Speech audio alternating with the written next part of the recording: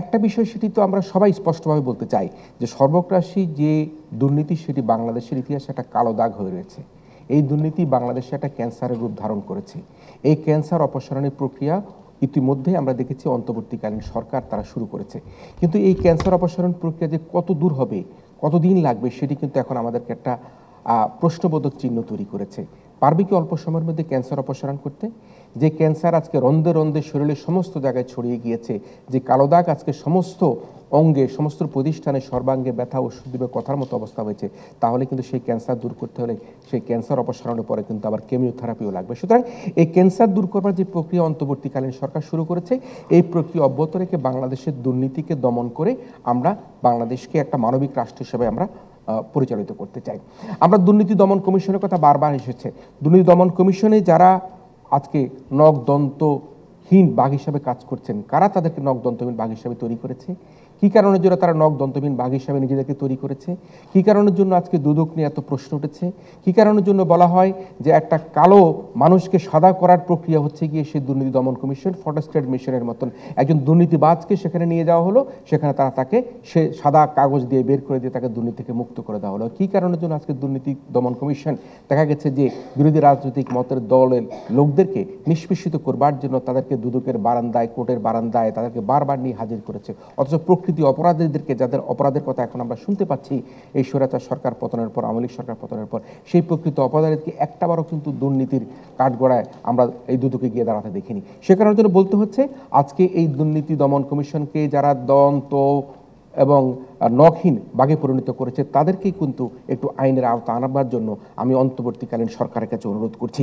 আজকে জেল জরিমানা কারা কেটেছে দুর্নীতি দমন কমিশনের কাছে? যারা বিরোধী মতের লোক ছিল, যারা ভয়েস রেজ করেছিল, যারা সমাজের সংস্কারের কথা বলেছে, তাদের মধ্যে অনেকেই কিন্তু দেখেছি দুদকের সেই কারাগারে আবদ্ধ হয়ে তারা দিনের পর দিন তারা জেল খেটেছে। আমরা আশা করব যে এই যে যাদেরকে এই দুর্নীতির দায়ে বিনা অপরাধে আজকে কালো তালিকাভুক্ত করে তাদেরকে শাস্তি দেওয়া হয়েছিল, আইনের মাধ্যমে তাদেরকে মুক্ত করে প্রকৃত অপরাধীকে দুর্নীতি দমন কমিশন বিচারের ব্যবস্থা করবেন। আমরা দেখেছি দেশের মধ্যে একটা ভয়ের সংস্কৃতি তৈরি করা হয়েছিল। কথায় কথায় গুম, কথায় কথায় মামলা, কথায় কথায় হামলা, কথায় কথায় দুদকের চিঠি, সেটি কিন্তু করা হয়েছিল।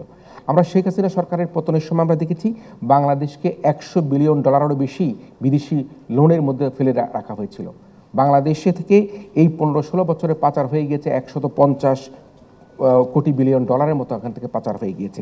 নামে বেনামে ঋণ গ্রহণ করে আমরা দেখেছি ব্যাংকগুলোকে, আর্থিক প্রতিষ্ঠানকে ফোকলা করে দেওয়া হয়েছে নানা রকম দুর্নীতির মাধ্যমে, একে অপরের পিঠ চুলকানের মতো। এই ব্যাংক ওই ব্যাংকে লোন দিত, এই ব্যয় ওই ব্যাংকে লোন দিত। আমরা আর মামুরা এই যে লোন ভাগাভাগি যে সংস্কৃতি ছিল, ব্যাংকগুলিকে যে একটা পারিবারিক প্রতিষ্ঠানে পরিণত করেছিল, সেটি কিন্তু আমরা বিগত সরকারের সময় দেখেছি। মেগা প্রকল্পের নামে মেগা দুর্নীতির কথা আমরা শুনেছি। আমরা দেখেছি যে পানি, বিদ্যুৎ, জ্বালানি, গ্যাস, সর্বক্ষেত্রে যোগাযোগ, কৃষি সহ সর্বক্ষেত্রে একটা দুর্নীতির আখড়ায় পরিণত হয়েছিল এবং শিক্ষা ব্যবস্থাকে ভেঙে দেওয়া হয়েছিল, স্বাস্থ্য খাতকে ভেঙে দেওয়া হয়েছিল, স্বাস্থ্য খাতের দুর্নীতি সর্বোচ্চ পর্যায়ে চলে গিয়েছিল। এই যে সকল কিছু একটা এখন একটা প্যাকেজের মতো মনে হচ্ছে, যে সমস্ত দুর্নীতির একটা প্যাকেজ তখন একটা তৈরি হয়েছিল, সেগুলিকে আমাদের পরিহার করতে হলে ছাত্র জনতা যে বিপ্লব হয়েছে, যে বিপ্লবের মাধ্যমে আমরা দ্বিতীয় স্বাধীনতার কথা অর্জন করেছি, সেই স্বাধীনতা অর্জনকে আমরা যদি সেটি বলবৎ রাখতে চাই, তাহলে কিন্তু আমাদের দুর্নীতিকে প্রতিরোধ করতে হবে। আমাদের মনে আছে কিভাবে পরপর বিনা ভোটে নির্বাচিত হয়ে বিগত সরকার এই দেশ পরিচালনার দায়িত্বভার গ্রহণ করে মানুষের উপর জোর, জুলুম, জেল, ভয়, ভীতি তারা চালিয়েছিল। কিভাবে নিম্ন আদালত থেকে উচ্চ আদালত পর্যন্ত প্রত্যেকটা জায়গার মধ্যে আমরা দেখেছি দুর্নীতির মাধ্যমে আজ্ঞাবহে সেখানে রায় প্রদান করা হয়েছিল। যিনি সরকারের পক্ষে রায় প্রদান করতেন, সরকারের আদিষ্ট হয়ে রায় প্রদান করতেন, আমরা দেখেছি নিম্ন আদালত বা উচ্চ আদালতের মধ্যে তারা পুরস্কৃত হতেন, তারা বড় বড় বিচারক হয়ে যেতেন, তারা প্রধান বিচারপতি হয়ে যেতেন, তারা উচ্চ আদালতের বিচারক হতেন। কিন্তু যিনি নির্মমভাবে রায় প্রদান করতেন, তাদের অনেককে দেখেছি আমরা দেশ ছেড়ে পালিয়ে যেতে আমরা দেখেছি। সে কারণে আমরা মনে করি যে এই যে নিম্ন আদালত থেকে উচ্চ আদালত পর্যন্ত দুর্নীতির মাধ্যমে এই যে দেশের বিচার ব্যবস্থাকে ভেঙে দেওয়া হয়েছে, সেই বিচার ব্যবস্থার সেই পুনঃ অবস্থানকে আমরা ফিরিয়ে আনবার জন্য আমরা কাজ করতে হবে। এবং এই যে যত রকম দুর্নীতি করা হয়েছে, আমরা যেটা বলছিলাম যে আমাদের পানি, বিদ্যুৎ, জ্বালানি, যোগাযোগ, কৃষি সব কিছু দুর্নীতি করার একমাত্র কারণ ছিল শুধুমাত্র একটি পরিবার এবং কিছু গোষ্ঠীর স্বার্থন্বেষী মানুষকে সেখানে সুবিধা প্রদান করবার জন্য। 100% কপার কন্ডেন্সারে তৈরি ভিশন ফ্রিজ, তাই গুণে মানে অটুট থাকে বছরের পর বছর। আপনারা প্রত্যেকে জানেন, স্যার হয়তো আরো ভালো বলবেন, শিক্ষার্থীরা আজকে বলেছেন যে কুইক রেন্টারের নামে বিদ্যুতের যে দুর্নীতি হয়েছে, এই দুর্নীতি বাংলাদেশের ইতিহাসে একটা সবচাইতে বড় দুর্নীতি হয়েছে। সেখানে কিভাবে ইন্ডেমিনিটি দেওয়া হয়েছে, সেই ইন্ডেমিনিটির কি হবে, সেই ইন্ডেমিনিটি থাকবে কিনা, সেটি কিন্তু এখন বর্তমান অন্তর্বর্তীকালীন সরকার সেটি বিচার বিবেচনা করে দেখতে পারবেন। 2008 থেকে 2013 সাল পর্যন্ত 15 বছরে বিদ্যুৎ ব্যবহার না করেও দুর্নীতির মাধ্যমে ক্যাপাসিটি চার্জের নামে ভর্তুকি প্রদান করা হয়েছে 1,07,000 কোটি টাকা। আপনি বিদ্যুৎ ব্যবহার করেন নাই, বিদ্যুৎ উৎপাদন করেন নাই, কিন্তু সেখানে সেই কুইক রেন্টালে যারা মালিক ছিলেন, যারা সেই পরিবারের আত্মীয় ছিলেন, পরিবারের বন্ধুবান্ধব ছিলেন, সেই সুবিধাভোগী মানুষগুলোকে বিদ্যুৎ ব্যবহার না করেও 1,07,000 কোটি টাকা সেখানে দিতে হয়েছিল। রূপপুর পারমাণবিক বিদ্যুৎ কেন্দ্রে 60,000 কোটি টাকা আত্মসাতের অভিযোগ রয়েছে। সাবেক প্রধানমন্ত্রী তার পরিবারের বিরুদ্ধে যে অভিযোগটি উঠেছে, আমি মনে করি সেটি অভিযোগটি ভালো করে তদন্ত করে দেখবার জন্য অনুরোধ করছি। বিগত সরকারের আমলে বলা হয়েছিল যে এছাড়া মাতারবাড়ি বিদ্যুৎ কেন্দ্র কিন্তু আমরা অনিয়মের অভিযোগ দেখেছি, 1,770 কোটি টাকা সেখানে অনিয়ম হয়েছে বলে শোনা গিয়েছে।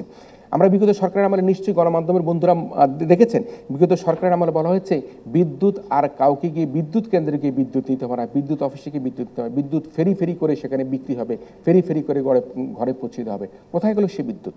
এখন সেই বিদ্যুৎ কেন এখন আমরা দেখতে পাচ্ছি মফস্বলে 6 থেকে 7 ঘন্টার প্রতিনিয়ত বিদ্যুৎবিহীন মানুষকে থাকতে হয়? কি কারণে আমরা এখন দেখতে পাচ্ছি যে বিদ্যুতের, আপনি বাসায় বাতি জ্বালাচ্ছেন না, ফ্যান চালাচ্ছেন না, কিন্তু বিদ্যুতের মিটার ঘুরতেই থাকে। এই যে ব্যবস্থাপনা, এবং আজকে বিদ্যুতের বিল দিতে গিয়ে সাধারণ মানুষের যে হয়রানির শিকার হচ্ছে, গ্যাসের বিল দিতে গিয়ে সাধারণ মানুষ যে হয়রানির শিকার হচ্ছে, গ্যাস পাচ্ছে না, বিদ্যুৎ পাচ্ছে না, পানি পাচ্ছে না, এই সকল কিছু কিন্তু আমি মনে করি যে একটি অপতৎপরতা ছিল বিগত সরকারের সময়কার, যেগুলিকে এখন আমরা মুখোশ উন্মোচন করার সময় আমরা এসেছি। আমরা দেখেছি যে স্বাস্থ্য খাতের দুর্নীতি একটা বড় করুণ ইতিহাস আমরা দেখেছি, করোনার সময় দেখেছি। আপনারা প্রত্যেকে জানেন যে স্বাস্থ্য খাতে কোন হাসপাতালে কোন যন্ত্রপাতি লাগবে, কোন এক্সরে মেশিন লাগবে, কোন যন্ত্রপাতি লাগবে, সেগুলি কিন্তু সেই হাসপাতালের কর্তৃপক্ষ জানতো না। যিনি টেন্ডার দেন তিনি কিন্তু স্লিপ ধরিয়ে গিয়ে হাসপাতাল কর্তৃপক্ষের কাছ থেকে স্বাক্ষর নিয়ে নিতেন, আপনার এই যন্ত্রপাতিগুলো লাগবে, আপনার এই এক্সরে মেশিনটা লাগবে, আপনার এই এমআরআই মেশিনটা লাগবে। সুতরাং স্বাস্থ্য খাতে হাসপাতালগুলোতে কোন যন্ত্রপাতি লাগবে সেখানকার যিনি প্রধান ব্যক্তি ছিলেন তার কোনো ক্ষমতা ছিল না, তাকে কন্ট্রাক্টর গিয়ে সাপ্লাইয়ার গিয়ে সই করে নিয়ে সেগুলি মন্ত্রণালয় থেকে সাপ্লাই দেওয়া হতো। সুতরাং স্বাস্থ্য খাতের দুর্নীতির কথাও কিন্তু আমাদের মনে আছে।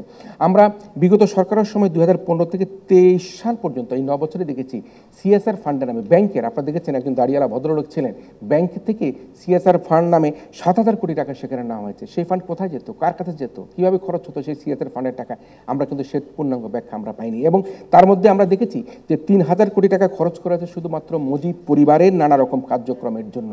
7,000 কোটি টাকার মধ্যে 3,000 কোটি টাকা খরচ করা হয়েছে সিএসআর ফান্ডের, সেখানে মুজিব পরিবারের নানা রকম আনুষ্ঠানিকতার জন্য, যেটি কোনোভাবে সামাজিক সুরক্ষার আওতার মধ্যে পড়ে না। তার মধ্যে উল্লেখযোগ্য ছিল চলচ্চিত্র নির্মাণ, মুজিব বছর উদযাপন, শেখ রাসেল শেখ কামালের নামে ফুটবল টুর্নামেন্ট, জাতীয় শোক দিবস পালন, শেখ মুজিব ম্যারাথন, সে বিভিন্ন রকম এই যে পারিবারিক বন্দনার যে আনুষ্ঠানিকতা, সেই আনুষ্ঠানিকতা 3,000 কোটি টাকা খরচ করা হয়েছে। আমি মনে করি এগুলোই কিন্তু জবাবদিহিতার আওতায় আনবার জন্য এখন আমাদের সময় এসেছে। আমরা সড়কের ক্ষেত্রে আমরা দেখি প্রতি কিলোমিটার রাস্তা তৈরি করতে বাংলাদেশে যে পরিমাণে খরচ হয় তার থেকে 10 ভাগের 1 ভাগও নয়, অন্তত 20 ভাগের 1 ভাগ খরচ হয় পার্শ্ববর্তী দেশে। এবং সেই সড়কের যে প্রতি কিলোমিটারের খরচটা, সেই খরচটা কিন্তু আমাদেরকে দেখতে হবে। আজকে বক্তারা বলেছেন, আজকে মেট্রো রেলের ক্ষেত্রে আমরা দেখি যে বলা হয়েছিল মেট্রো রেল যখন বৈষম্য বিরোধী আন্দোলনের সময় 2টি স্টেশন পড়ে যায়, সেখানে বলা হয়েছিল 1 বছর লাগবে মেট্রো রেলটা চালু করতে, 300 কোটি টাকা লাগবে মেট্রো রেলটাকে রিপেয়ার করতে এবং সেখানে চালু করতে, যে স্টেশনগুলি পড়ে গিয়েছিল।